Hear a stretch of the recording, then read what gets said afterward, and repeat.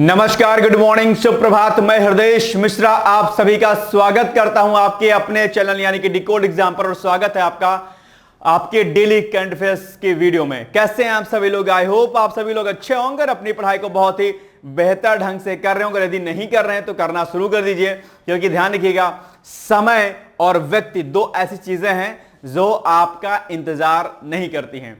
अच्छा व्यक्ति भी आपके जीवन से यूं ही चला जाएगा, आपको मालूम नहीं चलेगा अगर आप उसका सम्मान नहीं करेंगे। और ध्यान रखिएगा, अगर आप समय का सम्मान नहीं करेंगे तो समय भी आपके हाथ से फिसलता हुआ चला जाएगा।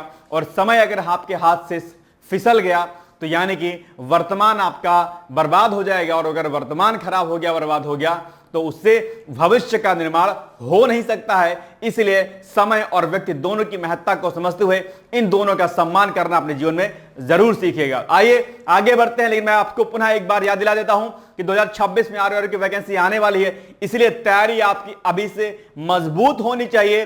नोटिफिकेशन का इंतजार आपको नहीं करना है। इसके साथ साथ में आप 2026 पीसीएस 25 का एग्जाम जो अभी लगा हुआ उसका एग्जाम, दोनों तीनों एग्जाम को आपको क्या करना है, टारगेट करते हुए चलना है। तो आइए बिना देरी के आज के सेशन को स्टार्ट करते हैं और देखते हैं क्या कुछ करंट अफेयर्स है। लेकिन उसके पहले 2026 के लिए अभ्युदय बैच हमारा ऑलरेडी 5 अगस्त से स्टार्ट हो चुका है। आप चाहें तो हमारे नए वाले बैच यानी कि Abhyudaya 2026-27 RO pre plus mains में एडमिशन लेकर के अपनी तैयारी को आगे सुनिश्चित कर सकते हैं। और इसके लिए आप हमारे कॉन्टेक्ट नंबर पर यहां पर संपर्क कर सकते हैं। अभ्युदय बैच लेकर के आपको क्या कर लिख करके आपको हमें व्हाट्सएप कर देना होगा, ठीक है। बाकी वहां पर आपको डिटेल्स जानकारी दे दी जाएगी। चलिए आइए, कल हमने आपसे प्रश्न पूछा था कि बताओ जैव ईंधन दिवस कब मनाया था। आप सभी लोगों ने इसका एग्जैक्ट उत्तर दिया था। आप सभी लोगों को इसके लिए क्या है, शुभकामनाएं, ठीक है। आइए अब आते हैं सीधे हम आज के टॉपिक पर।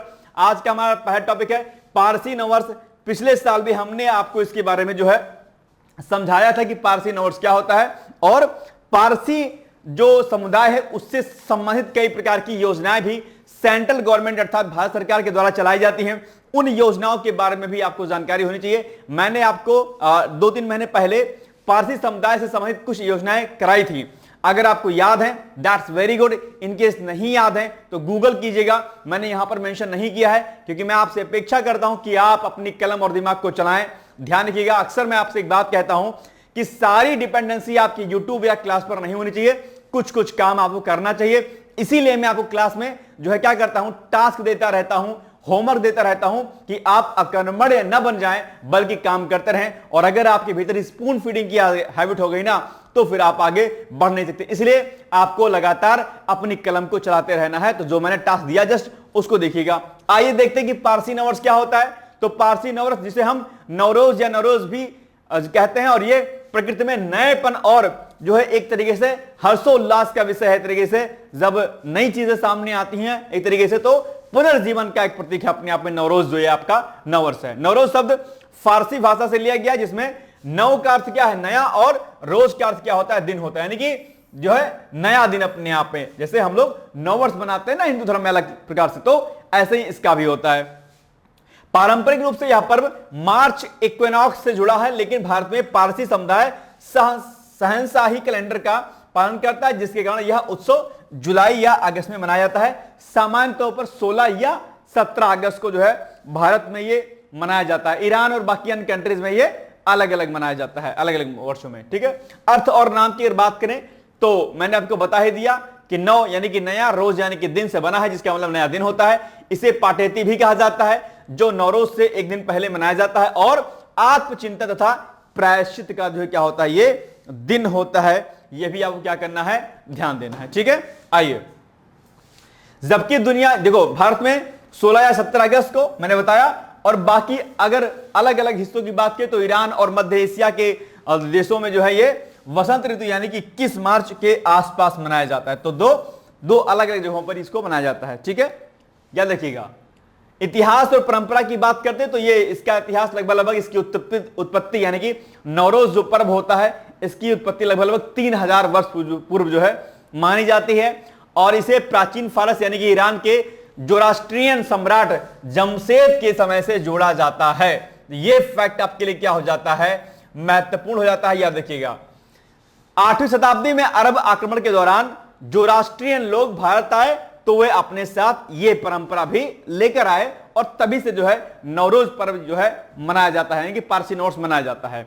विशेष महत्व की अगर बात करें, यह त्योहार नए जीवन, समृद्ध सौभाग्य की शुरुआत की संदेश देता है। तो वहीं दूसरी ओर यह पारसी समुदाय की संस्कृति, एकता, धार्मिक परंपराओं को मजबूत करने का क्या है, एक अपने आप में एक जो है अच्छा त्योहार माना जाता है इसको। ठीक है, तो नवरोज पर्व के बारे में यानी कि पारसी नववर्ष के बारे में प्रश्न एक बार आ चुका है पीसेस में, इसलिए आगे भी आने की संभावना है, इसको याद रखिएगा। और पारसी समुदाय के लिए गवर्नमेंट ऑफ इंडिया ने क्या योजनाएं बनाई हैं, जरा उसको मुझे आप बताइएगा प्लीज कमेंट करके। ओके, आइए आगे बढ़ते हैं। अब आप बताइए प्रश्न कि नवरोज की उत्पत्ति किस प्राचीन शासक से जोड़ी जाती है। बहुत ही कॉमन है, जस्ट अभी हमने आपको बताया है, सम्राट अशोक, सम्राट जमशेद, सम्राट खुसरो या सम्राट दारा के नाम से। तो अभी जस्ट हमने क्या बताया था, सम्राट जमशेद, यानी कि ऑप्शन नंबर क्या हो जाएगा सही, बी वाला हो जाएगा राइट, यानी कि सम्राट जमशेद के नाम से ही जो है इसको जोड़ा जाता है। ओके, चलिए नेक्स्ट है waterways to wonder unlocking cruise tourism विषय पर एक सम्मेलन का आयोजन किया गया।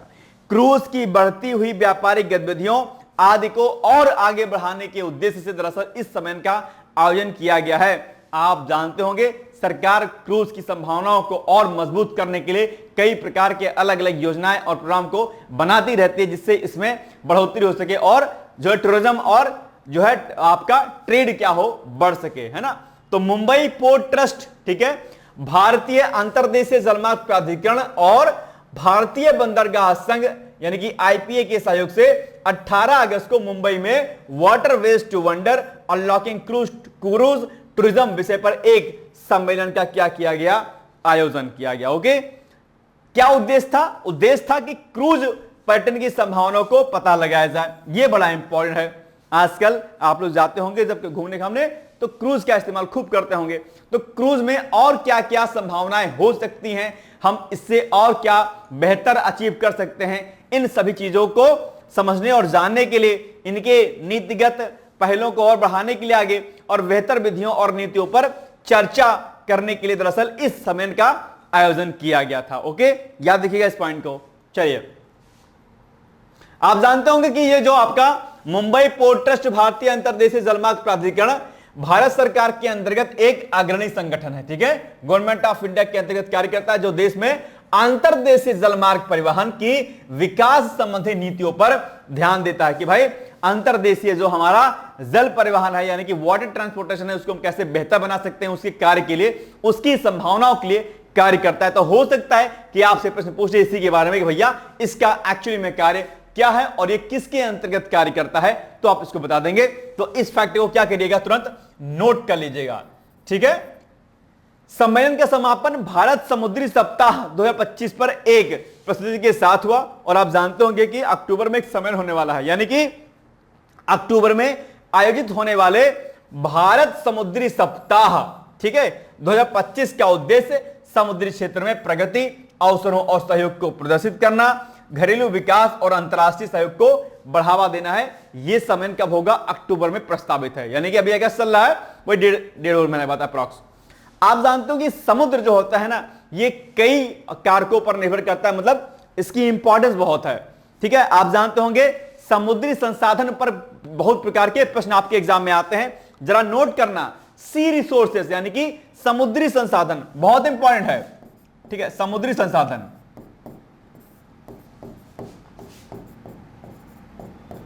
ठीक है, समुद्री संसाधन, यहां पर बहुत प्रकार के प्रश्न आपके एग्जाम में आते हैं, इसको पूछिएगा। और इसके अलावा समुद्रों की सैलिनिटी पर प्रश्न आता है।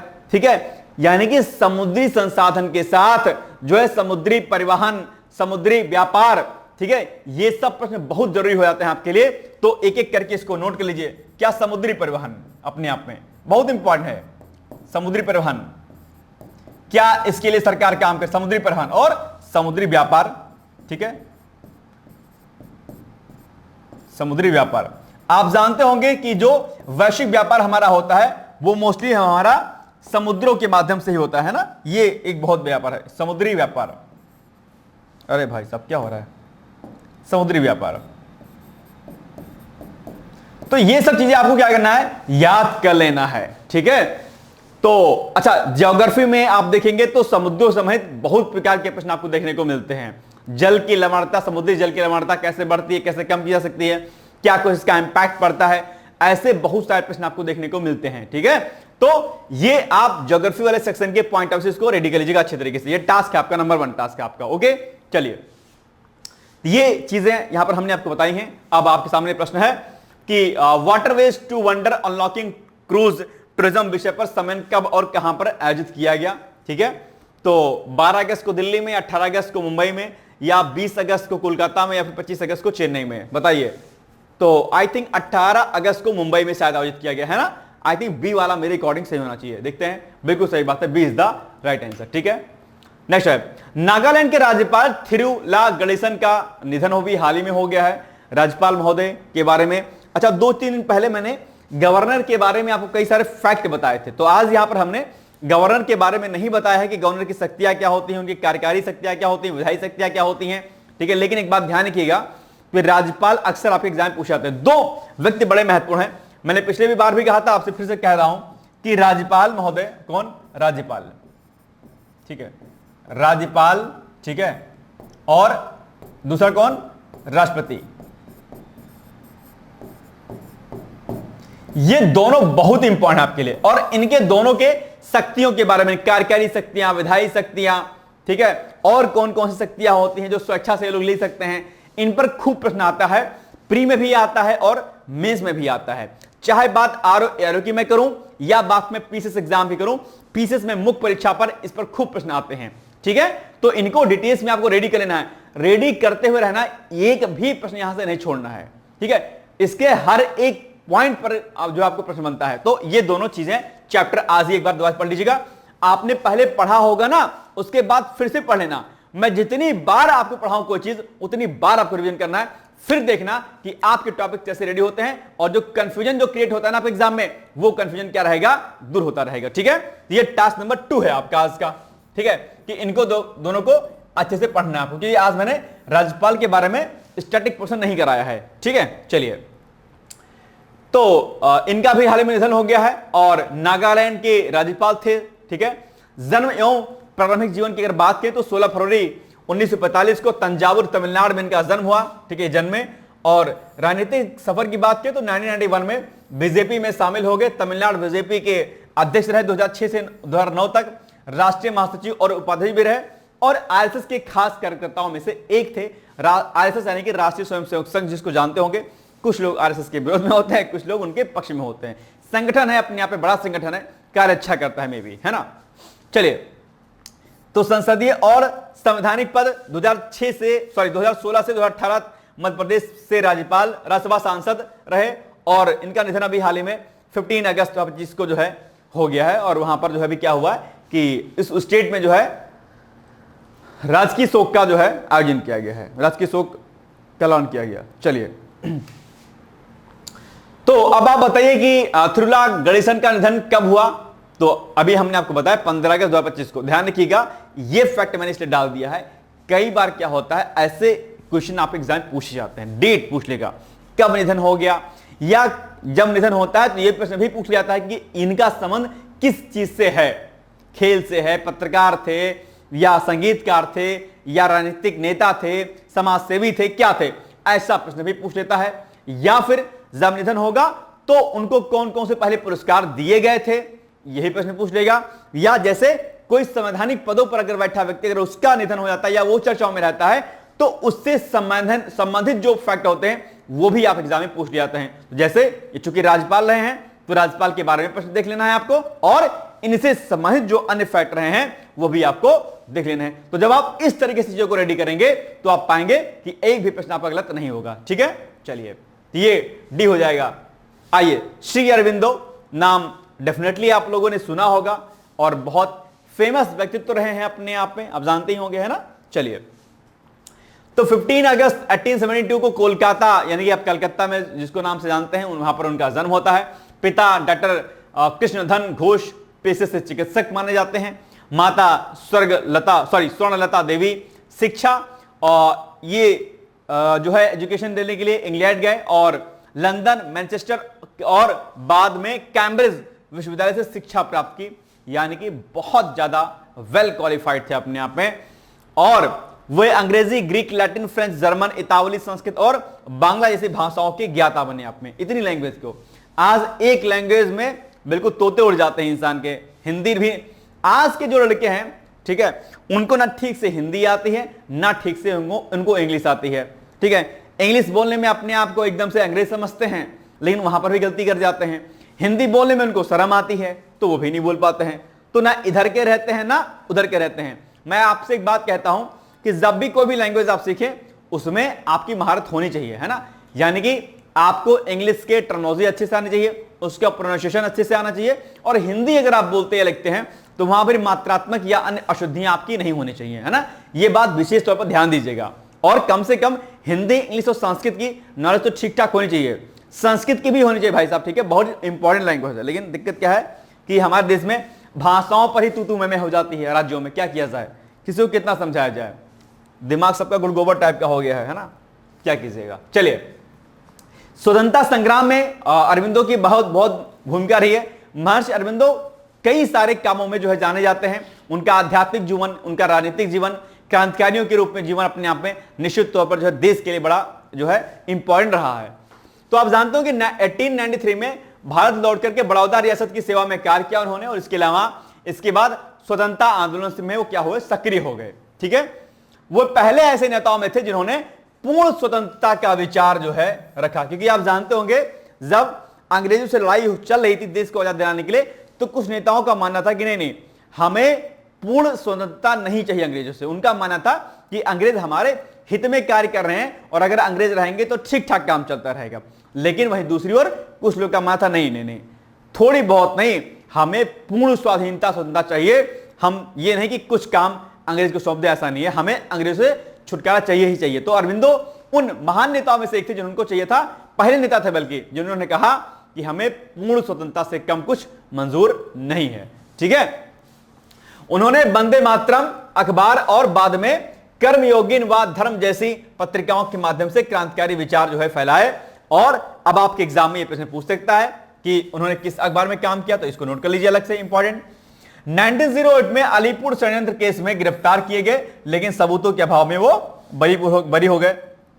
अलीपुर षड्यंत्र केस क्या था, जरा आपको आता है तो मुझे बताओ, और अगर नहीं आता है तो हैंड टू हैंड क्या करिए, गूगल पर इसको डालिए और तुरंत क्या करिए, पढ़ लीजिए भाई साहब कि अलीपुर षड्यंत्र केस क्या था, किन किन नेताओं को उसमें गिरफ्तार किया गया और उनके साथ क्या कुछ किया गया। इंपॉर्टेंट है, बिना दिमाग लगाए इसको तुरंत हैंड टू हैंड अभी क्लास की जस्ट बाद। कॉपी, एक बात बताओ आप लोग कि आपने कॉपी बनाई कि नहीं बनाई है।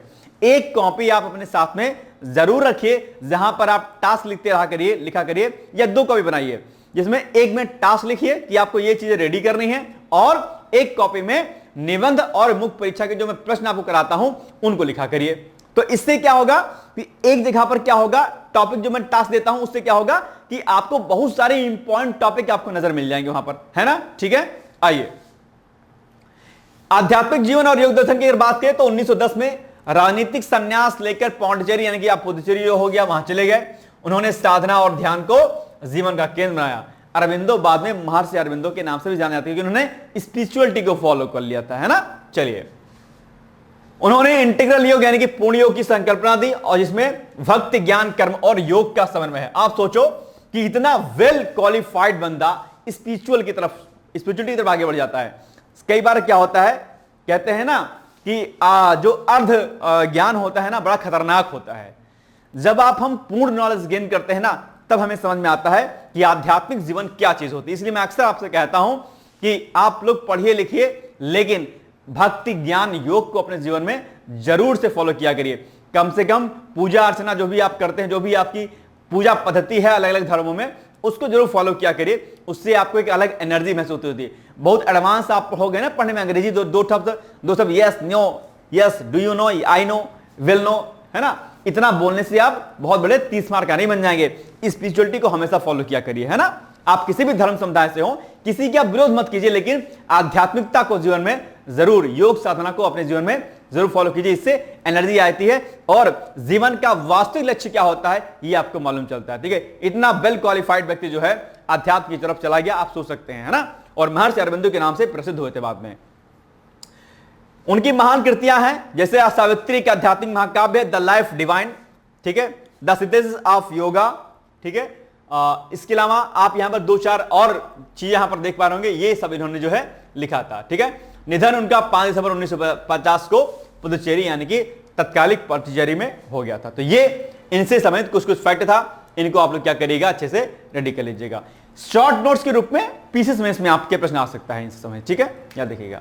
अब बताइए आप लोग, श्री अरविंदो के बारे में सही कथन कौन सा है या कौन से हैं? नंबर 1, उन्होंने इंटीग्रल योग की संकल्पना दी, ठीक बात है। 1908 में अलीपुर सर को उसमें गिरफ्तार हुए थे, ठीक है। उनका निधन 5 फरवरी 1950 को पुदुचेरी में हो गया, ठीक है। देखो सारे फैक्ट मुझे लगता है सही, इसमें आई थिंक डी होना चाहिए या कुछ और होगा, बताओ।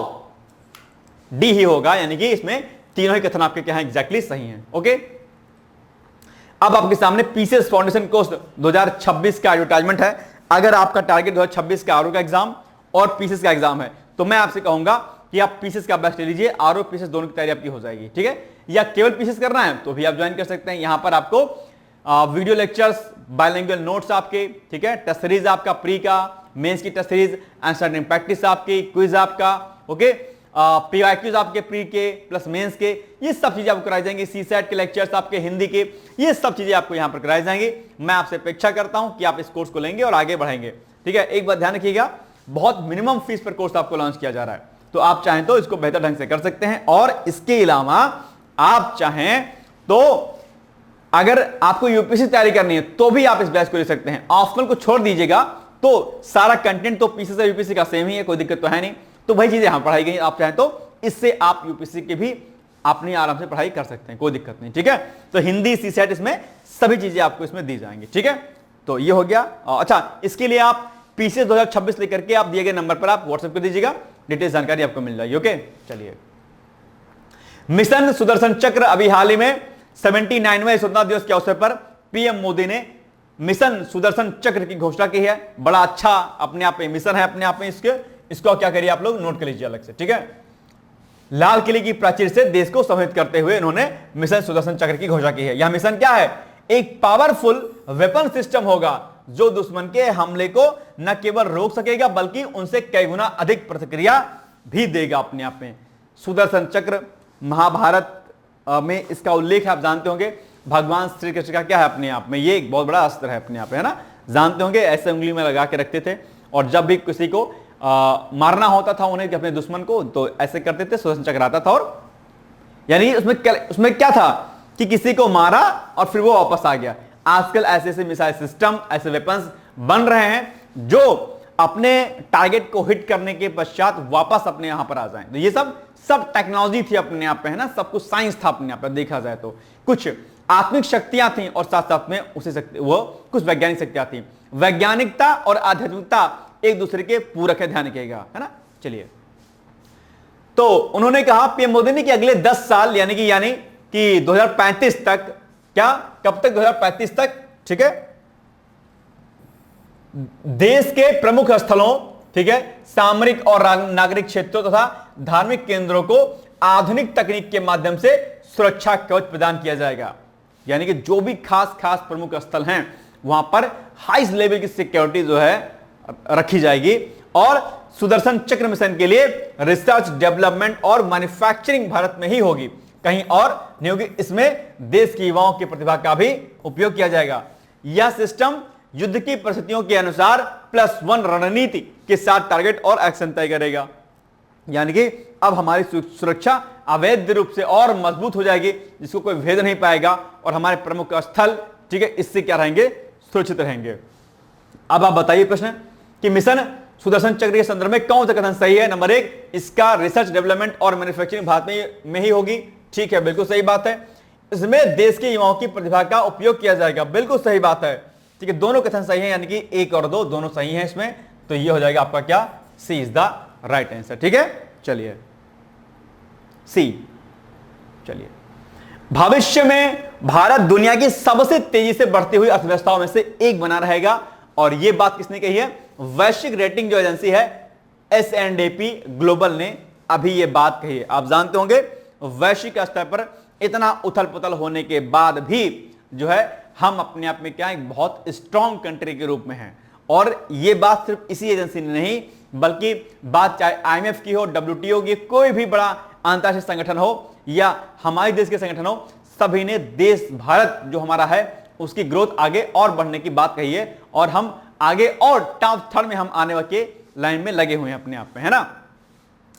तो वैश्विक रेटिंग एजेंसी S&P ग्लोबल ने कहा कि भविष्य में भारत दुनिया की सबसे तेजी से बढ़ती हुई अर्थव्यवस्थाओं में से एक बना रहेगा। इनके मुताबिक अगले 3 साल में भारत की GDP औसतन 6.8% सालाना की दर से क्या होगी, बढ़ेगी।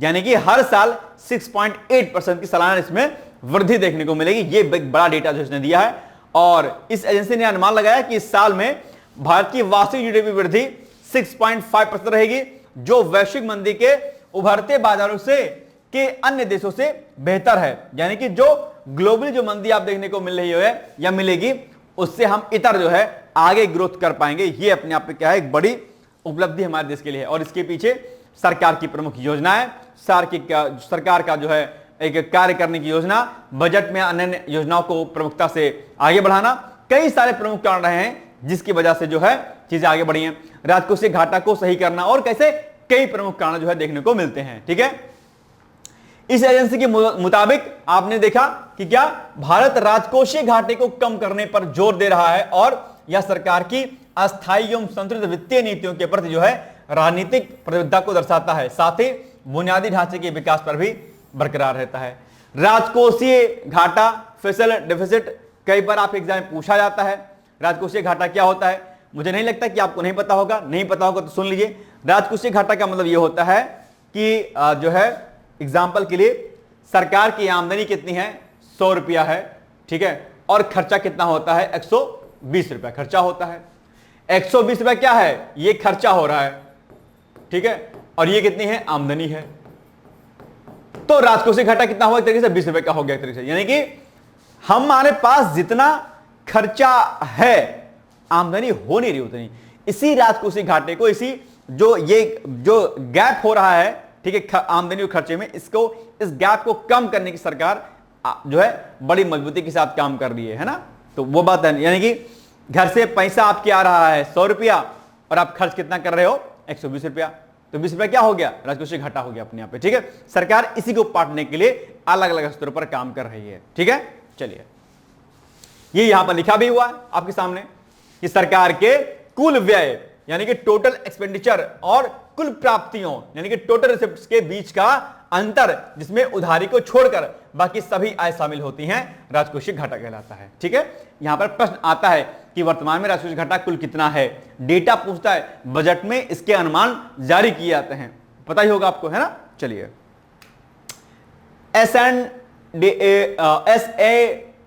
S&P ग्लोबल के अनुसार अगले 3 साल में भारत की औसत वार्षिक जीडीपी वृद्धि दर कितनी रहने का अनुमान व्यक्त किया गया है। 5.5%, 6.8%, 7.5% या फिर 6.0%, बताइएगा जरा। अभी जस्ट हमने आपको बताया है कि इस एजेंसी ने भारत की ग्रोथ रेट अगले 3 सालों में कितने रहने का अनुमान व्यक्त किया है। अभी हमने आपको बताया था 6.8% की दर से, यानी कि option number B is the right answer. यही ना होगा या कुछ और होगा, बस यही होगा, तो बी क्या हो जाएगा, करेक्ट उत्तर है। कोई दिक्कत। चलिए, अमेरिका, रूस और यूक्रेन के बीच एक त्रिपक्षीय शिखर सम्मेलन का आयोजन अभी हाल ही में, मतलब एक इसको लेकर के जो डिस्प्यूट हो रहा था, अभी हाल ही में रसिया और अमेरिका के बीच में एक बैठक संपन्न हुई है। सभी की नजरें न्यूज पर रहती हैं, डेफिनेटली आप लोगों ने इसको देखा होगा। और ये एक बड़ी जरूरी चीज भी थी कि जो यूक्रेन और रसिया का जो मामला चल रहा था उसमें यार चीजें शांत तरीके से हो। इस बैठक को कई सारी कंट्रियों ने इसका स्वागत किया है और कहा कि भाई ये भविष्य के लिए और अंतर्राष्ट्रीय जगत के लिए बड़ी अच्छी बात है कि दो अमेरिका और रूस ने बैठकर बात की है। आप जानते हो कि भाई साहब कट्टर दुश्मन हैं, और अभी मामला जो टैरिफ वाला आ रहा था ना, उसमें अमेरिका और रूस और भारत तीनों त्रिकोणीय संबंध बन रहा था अपने आप में। तो ऐसे में रूस के राष्ट्रपति का और एक साहब जी जो हैं अमेरिका वाले, उनकी जो बैठक जो हुई है अपने आप में बड़ी इंपॉर्टेंट थी अपने आप में। हालांकि ये बैठक कब जो है मतलब चल पाए सही से, इसकी बातों को सही से किया जाए, कुछ भरोसा है नहीं टर्म्स आपका, लेकिन फिर भी ठीक है, बाकी देशों ने इसका स्वागत बहुत अच्छे से किया है। यूरोप की कंट्रीज जो हैं उन्होंने इस बैठक को खासा जो है सराहा है और यूरोप के शीर्ष नेताओं ने अमेरिका के राष्ट्रपति डोनाल्ड ट्रंप की उस पहल का समर्थन किया जिसके तहत अमेरिका, रूस और यूक्रेन के बीच एक त्रिपक्षीय शिखर सम्मेलन आयोजित करने की योजना बनाई गई है। ठीक है, यानी कि तीनों लोग आपस में बैठ के बात करेंगे। ठीक है, यूरोपीय नेताओं ने कहा कि यह पहल पिछले 4 साल से जारी रूस यूक्रेन युद्ध को समाप्त करने और अस्थायी शांति स्थापित करने की दिशा में अहम होगी। आप जानते होंगे कुछ टाइम पहले जो यूक्रेन के राष्ट्रपति साहब हैं वो ही मिले थे और उस बैठक में विवाद भी उत्पन्न हो गया था। आप जानते होंगे ना, उनके हाव भाव और ट्रंप साहब से बात करने के तरीका आदि कई सारी चीजें आपने देखा होगा वहां पर, है ना। चलिए, यूरोपीय आयोग के अध्यक्ष कौन है? उर्सुला वॉन डेर लेयन है। आप जानते होंगे, ये प्रश्न भी आप एग्जाम पूछ सकता है, तो ये फैक्ट जरा नोट कर लीजिएगा कि यूरोपीय आयोग के अध्यक्ष कौन है? उर्सुला वॉन डेर लेयन है। तो यूरोपीय आयोग के जो अध्यक्ष हैं उर्सुला वॉन डेर लेयन और फ्रांस के राष्ट्रपति इमैनुएल मैक्रों, इटली की पीएम जॉर्जिया मेलोनी, जर्मनी के चांसलर फ्रेडरिक मर्ज, ब्रिटेन के पीएम कीर स्टारमर, फिनलैंड के राष्ट्रपति अलेक्जेंडर स्टब, पोलैंड के प्रधानमंत्री डोनाल्ड टस्क और यूरोपीय परिषद के अध्यक्ष एंटोनियो कोस्टा ने संयुक्त बयान जारी किया और कहा कि भैया हम इसका क्या करते हैं? वेलकम करते हैं कि अंतर्राष्ट्रीय जगत में शांति स्थापित हो और ट्रंप के इस पहल का स्वागत किया गया। वैसे ट्रंप जी के जो कार्य होते हैं वह स्वागत योग्य होते नहीं एक्चुअली में, लेकिन ठीक है, कई बार जो चीजें हो जाती हैं पक्ष में। यह बयान ट्रंप और रूस के राष्ट्रपति व्लादिमीर पुतिन के बीच 15 अगस्त को अलास्का में हुई ऐतिहासिक बैठक के बाद सामने आया कि जो बैठक अभी हाल ही में संपन्न हुई है, ये जो त्रिकोणीय संबंध जो है अपने आप में क्या अच्छे हो, रूस यूक्रेन जो युद्ध है वो क्या हो, शांति की ओर जाए और चीजें शॉर्ट आउट हो सके अपने आप पे, है ना।